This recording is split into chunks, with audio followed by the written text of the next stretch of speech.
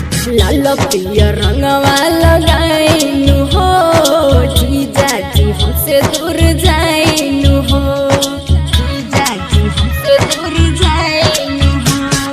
लाल पिया रंगवा लगाइनु हो जीजा जी हमसे दूर जाइनु हो मजा थोड़ा थोड़ा सुना हम दोस्त ले हम मजा थोड़ा थोड़ा सुना हम दोस्त ले हम साली चोली के रंगाई पन सौआ दे हम साली लहंगा के रंगाई पन सौआ दे हम डीजे अमित तिवारी डीजे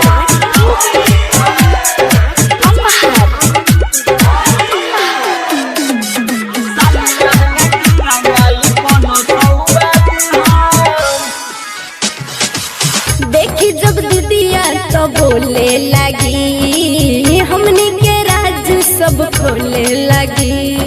खोले लगी खोले लगी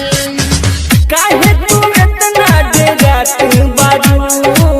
होली में हमसे लजत बारू हमें आदतों में हक हमई है कहम हमें आदतों में हक हमई है कहम साली चोली के रंगाई पन सौआ दे हम साली लहंगा के रंगाई पन सौआ दे हम डीजे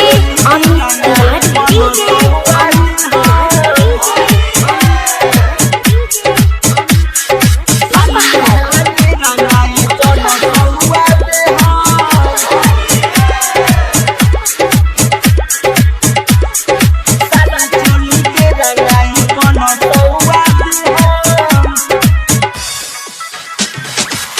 उज्ज्वला की मन बात